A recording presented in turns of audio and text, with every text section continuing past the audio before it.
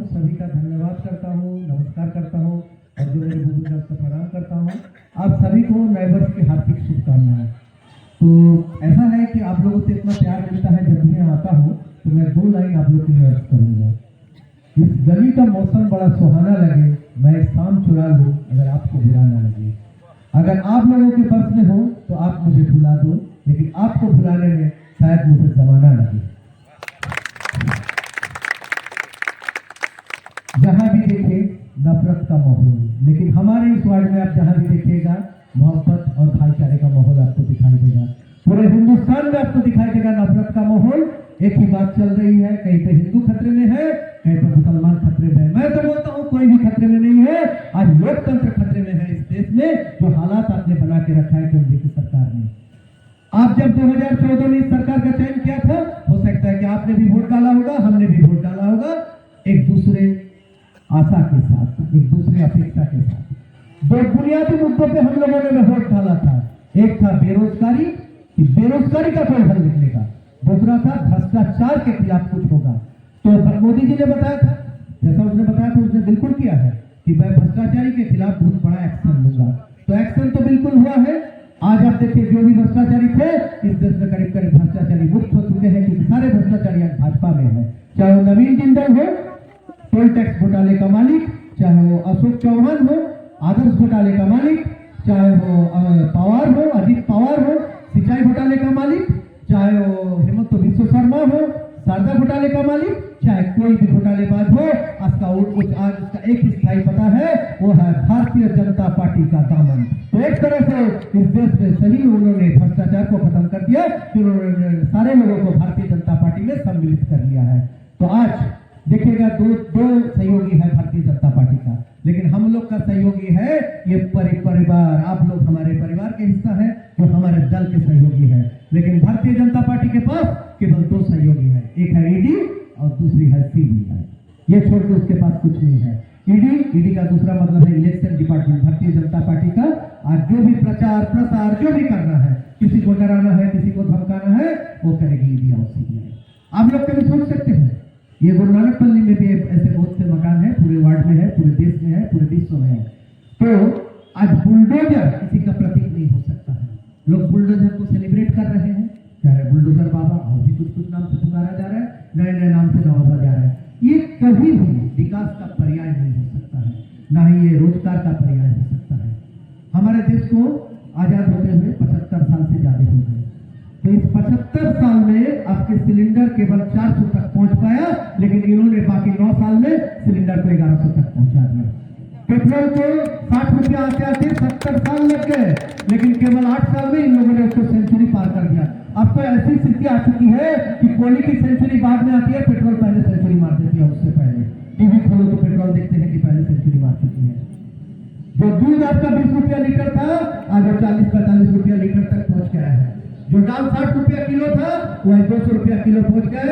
ये है आपके अच्छे दिन के नमूने। आप लोगों को जो 13 तारीख को आप लोग मतदान कीजिएगा, इन विषयों पे आप लोग को सोचना है। जहां तक रोजगार की बातें हैं, रोजगार की बातें तो मैं भुला दूंगा, 2 नौकरियां की बातें मैं करूंगा नहीं, तो बिसरा दूंगा मैं।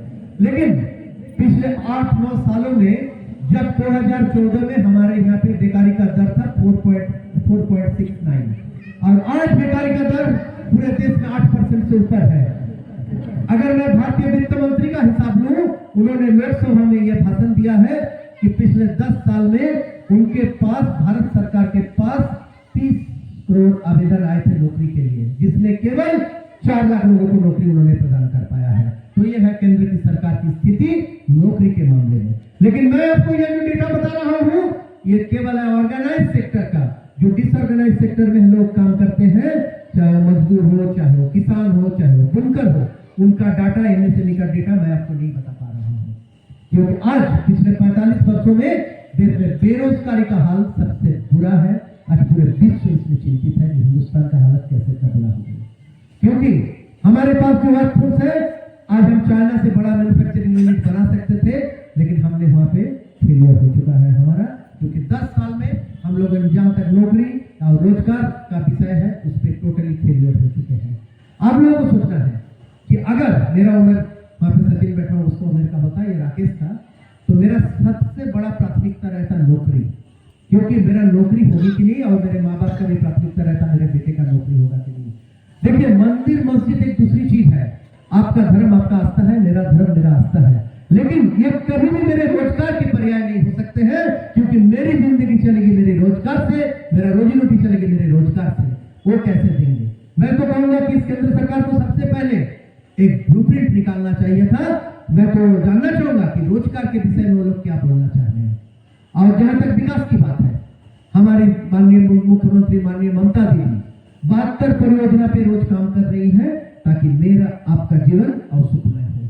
जन्म से लेकर मृत्यु तक कोई ना कोई स्कीम पश्चिम बंगाल सरकार की आपकी जिंदगी को छू के जा रही है, चाहे वो शिशु साथी हो, चाहे सोमवती हो।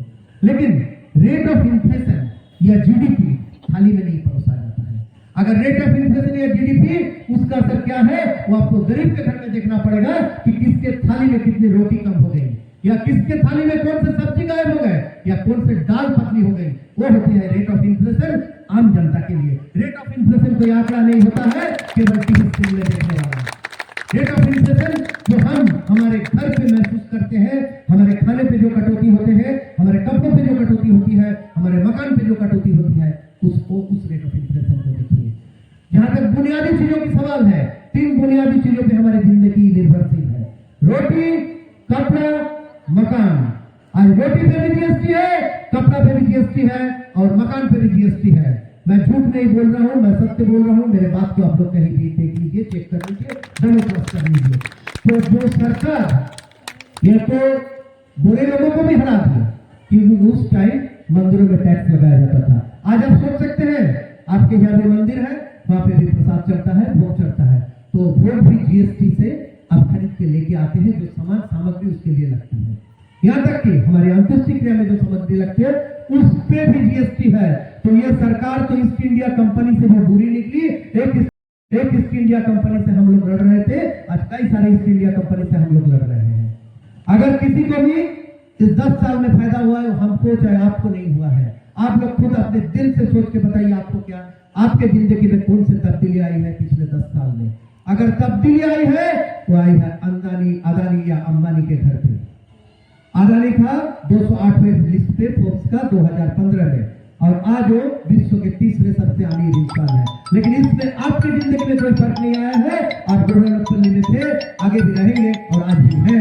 हम लोग उसी तरह जिंदगी व्यतीत कर रहे हैं। आज जो भी डेवलपमेंट स्कीम्स है तो किसी का जिंदगी को नहीं छूटे गया है, लेकिन हमारे सरकार का, हमारे दीदी का, माननीय मुख्यमंत्री ममता दीदी का स्कीम, चाहे वो स्वास्थ्य साथी हो, चाहे लक्ष्मी भंडार हो, वो आपके अकाउंट में हर महीना रिफ्लेक्ट करती है। पहले 500 रुपया करती थी, अब 1000 रुपया, और SC/ST बहनों के लिए 1200 रुपया। तो ये होता है काम जो आपको दिखाई दे, जिसको आप परख पाए, जिसको आप फील कर पाए, जिसको आप अनुभव कर पाए। ये नहीं कि तुम्हारे टाइम जीडीपी इतना था, मेरे टाइम जीडीपी इतना था। ये कोई पर्याय नहीं हो सकता है। 2014 में जो सरकार बनी थी, वो मंदिर बड़ा होगा या मस्जिद बड़ा होगा या मंदिर को क्या हिसाब से बनाया जाए, इस आधार पे नहीं बनी थी। लोगों ने इसका आस्था जताया था कि हमको बेरोजगारी से मुक्ति मिलेगी, हमको भ्रष्टाचारी से मुक्ति मिलेगा। लेकिन जैसा मैंने आपको बताया, आज भ्रष्टाचारी को खत्म कर दिया है, क्योंकि सारे लोग आज भारतीय जनता पार्टी का दामन पकड़ लिए हैं। जैसा कि हमारे दीदी निर्मला जी ने बताया कि एक वॉशिंग पाउडर आया है, उस वॉशिंग पाउडर का नाम है Bhajpa washing powder, BJP washing powder, और मशीन का नाम है बीजेपी। उसमें डाल दीजिए, तुरंत इधर से निकलेगा एकदम सफेद होकर, उजाला होकर, उस पर कोई दाग धब्बे नहीं रहेगा। ईडी का केस भी ड्रॉप कर दिया जाएगा, सीडी का केस भी ड्रॉप कर दिया जाएगा। तो इस सरकार को, जो आपको लोकतंत्र का खतरा है, आपको खतरा है। आपको चाहिए एक ऐसा सरकार जो आपके साथ रहे, जिसमें सहनशीलता हो, जो आपकी जरूरतों को समझ पाए, जो आपके रोजमर्रा की जिंदगी को छू पाए। वो सरकार दे सकती है केवल तृणमूल कांग्रेस और हमारे दीदी ममता दीदी। हम आप लोगों से इतना ही अनुरोध करेंगे कि आने वाला 14 तारीख का जो मतदान है, देखिए एक समय आप लोगों ने ऐसा पार किया इस वार्ड में, जब आपको यहाँ का MP CPM का था, MLA हीरापुर का CPM का था, पार्षद CPM का था, लेकिन आपके वार्ड में विकास के नाम से हुआ था 0। उसके बाद एक टाइम आया जब भाजपा का MP, भाजपा का MLA आसनसोल दक्षिण और पार्षद यहाँ का भाजपा, लेकिन फिर भी आपका डेवलपमेंट रह गया 0। लेकिन आप लोगों ने मुझे आशीर्वाद किया था। पिछले 22 महीने में क्या हुआ है कि आप लोग कुछ देख रहे हैं। वो GDP या इन्फ्लेशन की तरह टीवी स्क्रीन पे नहीं दिखाई दे रहा है, आप लोग उसको प्रत्यक्ष कर रहे हैं, उस चीज को देख पा रहे हैं क्या हुआ है। और जहां तक रहा है माननीय शत्रुघ्न सिन्हा जी का बारे में, उन्होंने इस वार्ड के लिए केवल 22 महीना में आपके लिए भेजा है 10 हाई मास लाइट। इससे पहले किसी ने सांसद ने आपके लिए नहीं भेजा था। और आने वाला समय में अगर उनका पूरा कार्यकाल 5 साल का मिला तो किस तरह का विकास करेंगे आप लोग सोच सकते हैं। हमें चाहिए दिल्ली में एक बुलंद आवाज जो हमारे कलकत्ता में है, हमारे माननीय मुख्यमंत्री ममता दीदी है। उसी आवाज को बुलंद करने के लिए, उनका हाथ को मजबूत करने के लिए आने वाला 13 तारीख को आप लोग बिना हिचक तृणमूल कांग्रेस को आशीर्वाद कीजिए, हमारे उम्मीदवार माननीय शत्रुघ्न सिन्हा जी को आशीर्वाद कीजिए और भारी मतों से उनको विजय बनाइए। और आसनसोल का जो विजय का धारा चल रहा है खास करके आपके वार्ड में, उसको आगे ले चलिए। आप लोगों से मैं ये अनुरोध करेंगे कि आप लोग अपना अगला वोट 13 तारीख को केवल और केवल मैं आप लोगों से पूछूंगा क्या आपका ये वोट विकास के नाम पे समर्पित हो सकता है?